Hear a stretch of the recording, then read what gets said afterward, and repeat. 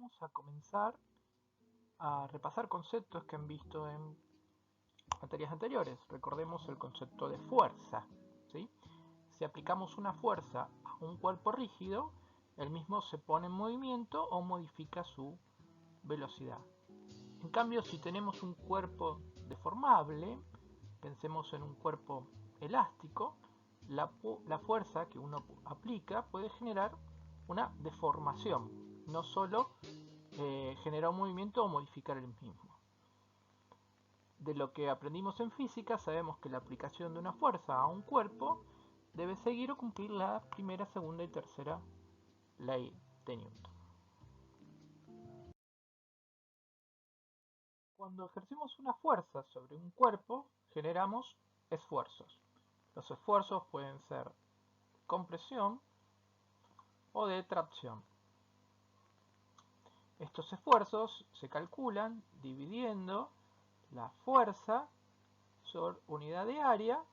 Esa área es una área perpendicular a la dirección de la aplicación.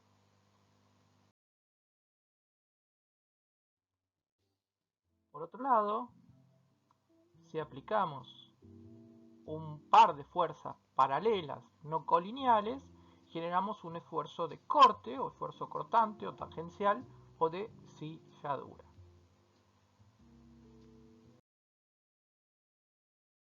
Los esfuerzos los podemos clasificar como esfuerzos externos, ¿sí? El área que consideramos es externa a nuestro cuerpo, o externos, donde el área que vamos a analizar se encuentra dentro de nuestro cuerpo material. A estos esfuerzos internos vamos a ver que quedan definidos por un tensor, el cual vamos a definir y ver más adelante.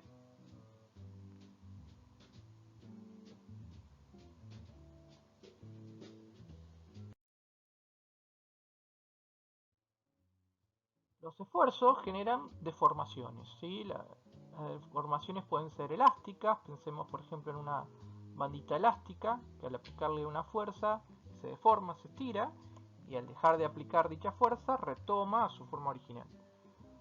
En el caso de un sólido, la deformación puede ser plástica, es cuando aplicamos una fuerza, generamos una modificación en la configuración inicial y así queda. Por ejemplo, la masa de plastilina. Hay otro tipo de deformación que es la deformación viscosa, que es la que ocurre cuando aplicamos una fuerza a un fluido. En el caso del agua o del aire, al aplicar una fuerza, el mismo se deforma continuamente. Estas deformaciones pueden ser de compresión, de expansión o de alteración de la forma. Las deformaciones las podemos cuantificar, por ejemplo, en el caso de una deformación debido a una fuerza de tracción, tenemos una longitud inicial, L sub 0, al aplicarle una fuerza, el cuerpo se estira, se alarga, se incrementa una cantidad delta L, y la deformación la podemos definir como la relación entre ese incremento dividido la longitud original.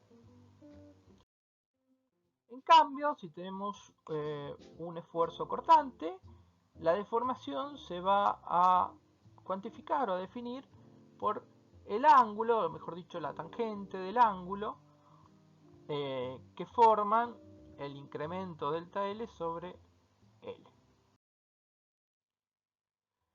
Bueno, teniendo presente estos conceptos de esfuerzos, vamos a diferenciar fluidos de sólidos a partir del efecto que genera un esfuerzo de cizalla o esfuerzo cortante sobre los mismos. Para el caso de los fluidos, no puede soportar ese esfuerzo de cizalla y se deforma continuamente. En cambio, un sólido, ante un esfuerzo tangencial, se deforma, pero hasta un cierto punto, y después si el sólido es elástico regresará a su posición inicial, o si es plástico mantendrá esa posición. Bien, para el caso de los sólidos, la relación que hay entre fuerza aplicada y deformación es lo que se conoce como la ley de Hooke.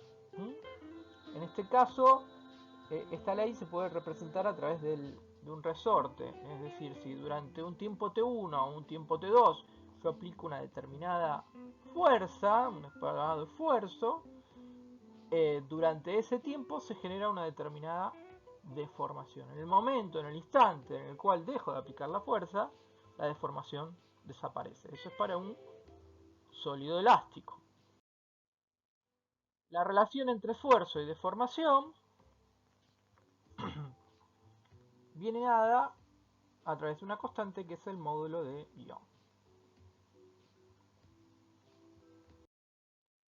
¿Qué pasa con los fluidos? Bueno, dijimos que si yo aplico una fuerza en forma de esfuerzo de corte a un fluido, el mismo se deforma continuamente y esa deformación la vamos a cuantificar con el ángulo que genera ese esfuerzo. Quien estableció una relación entre esfuerzo y deformación para los fluidos es Newton, y en este caso lo que tenemos es, si en un tiempo T1 aplicamos una fuerza, un esfuerzo, la deformación va a ir variando continuamente. Cuando dejamos de aplicar la fuerza, la deformación se mantiene al valor en el cual hemos llegado.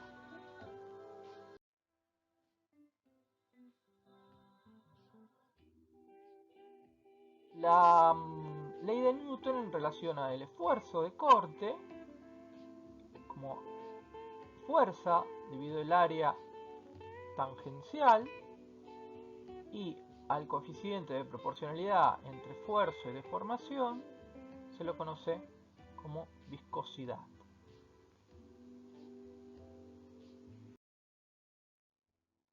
En conclusión, nosotros sabemos que la materia la podemos encontrar en forma sólida, en forma líquida o en forma gaseosa. Sabemos que un sólido se caracteriza por tener un volumen en una forma definida, en cambio los líquidos no tienen un volumen por sí mismos, o sea, adquieren la forma del recipiente que los contiene, y un gas es una sustancia más dispersa. De la transferencia de cantidad de movimiento de la mecánica de fluido, vamos a diferenciar fluidos y sólidos en función de el efecto que ejerce un esfuerzo de corte sobre ellos. Los sólidos bajo la acción de esfuerzo de corte se deforman hasta una nueva situación de equilibrio. Un fluido, mientras dure la fuerza, se va a deformar continuamente. Bien, ¿cuáles son las fuerzas que vamos a estudiar nosotros, las que pueden actuar sobre un fluido? Por un lado tenemos fuerzas volumétricas, ¿sí? La gravitatoria, un campo eléctrico, fuerzas centrífugas, fuerzas de superficie y fuerzas inerciales. Fuerza gravitatoria está caracterizada por la aceleración de la gravedad, el cual vamos a considerarla que es constante e igual con dirección hacia el centro de la Tierra en cualquier posición, y la fuerza va a ser igual a la masa por la aceleración. A partir de la definición de densidad, un pequeño diferencial de fuerza, o sea, para un elemento diferencial de volumen, va a ser igual a la densidad por la aceleración de la gravedad por ese diferencial de volumen. Para poder calcular la fuerza total sobre un volumen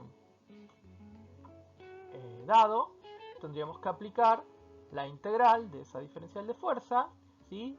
Pensemos que para un fluido o para un sólido la densidad no tiene por qué ser homogénea en el mismo, y sí vamos a considerar que la constante de gravedad lo es.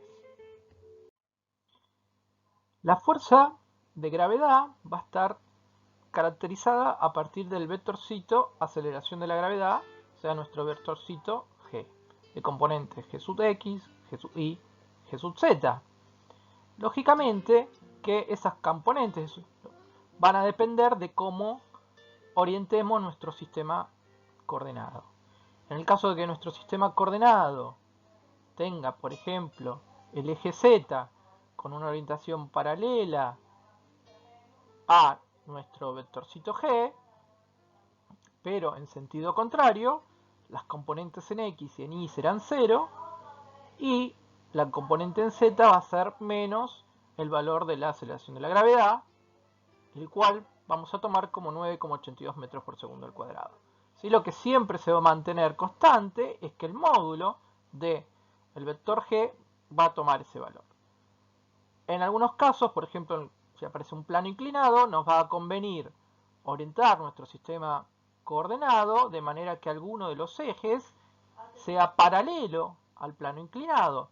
En ese caso, las componentes van a depender del módulo del vector aceleración de gravedad y de un ángulo alfa que va a depender de cómo lo definamos y cómo va a caracterizar a el plano inclinado.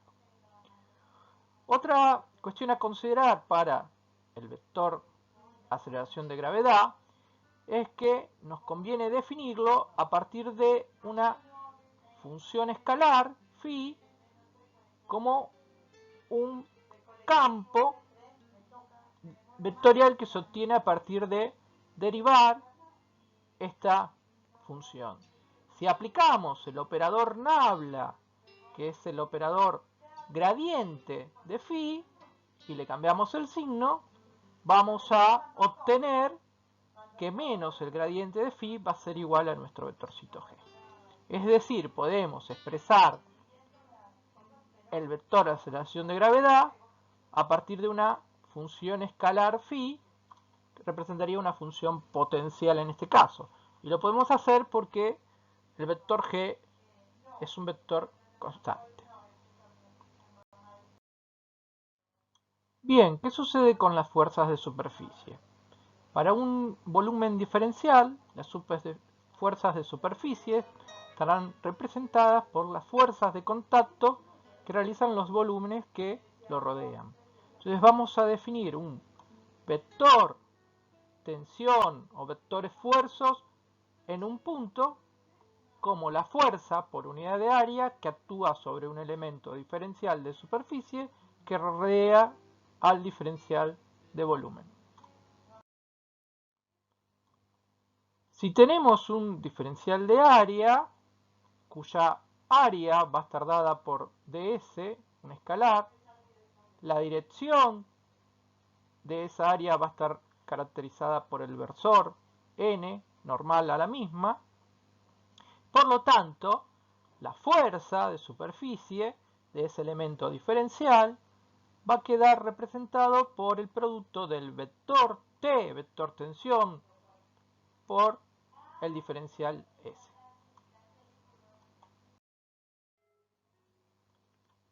Si tenemos un diferencial de volumen por el principio de acción y reacción, sabemos que las fuerzas de superficies que actúan sobre él tienen que ser igual a las fuerzas de superficie del elemento que lo rodea, pero con signo contrario.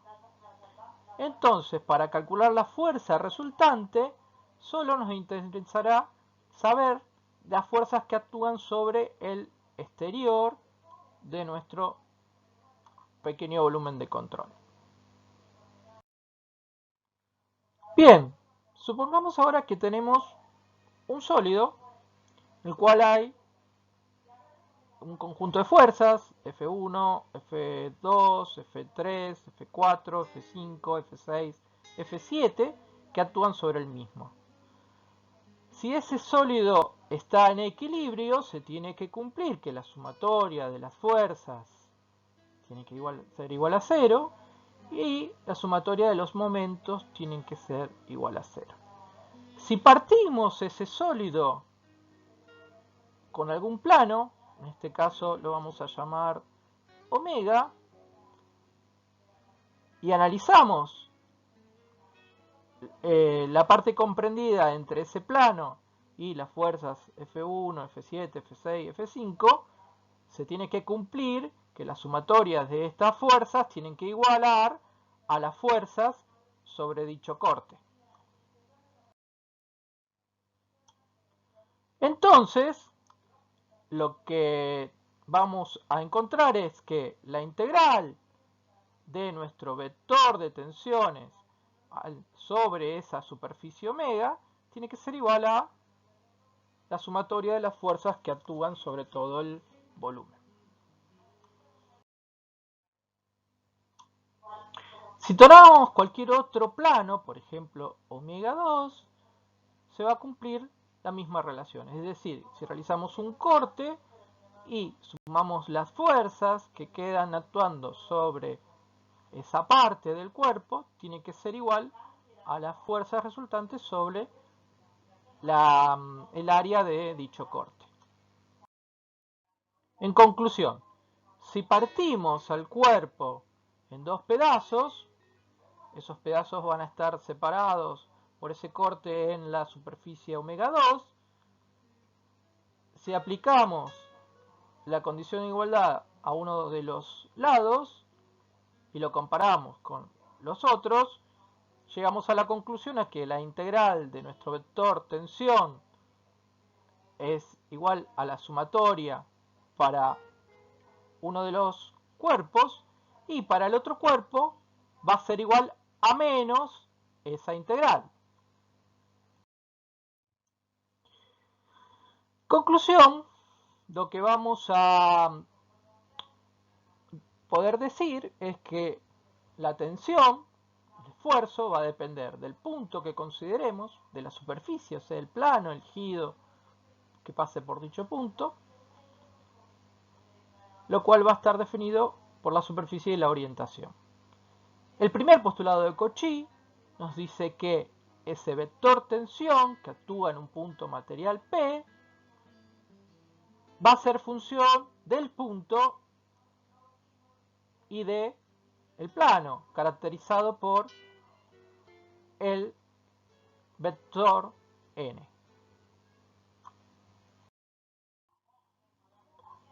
El segundo postulado de Cauchy nos va a decir que si tenemos un vector tensión aplicado a un punto P con orientación dada por versor n, si tomamos el plano opuesto, ¿sí?, cuya orientación va a ser menos n en el mismo punto, tiene que tener un valor, el mismo valor cambiado de signo.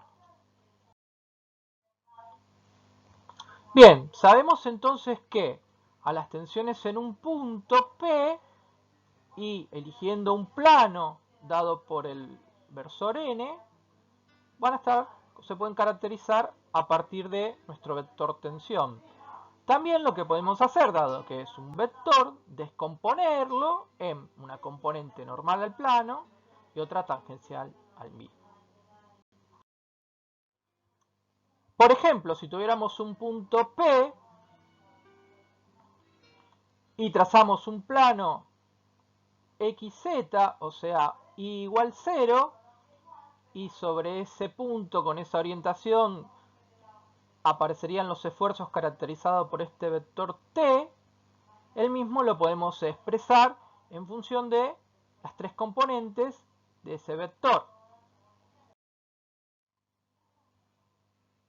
Entonces, nuestro vector P aplicado al punto P en la orientación del plano y igual 0 va a estar dado por la componente T sub IX por el versor I, la componente T sub II por el versor J, más la componente T sub IZ por el versor K. De igual modo podemos obtener y expresar el vector T en el punto P, pero ahora eligiendo el plano Z igual 0.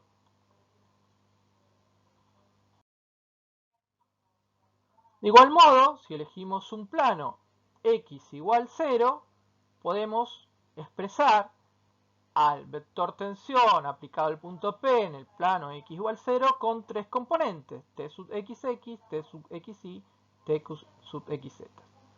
Veamos que la primera letra X representa sobre qué plano estamos aplicando nuestro vector esfuerzo, y la segunda letra indica el eje coordenado que hace referencia a esa componente.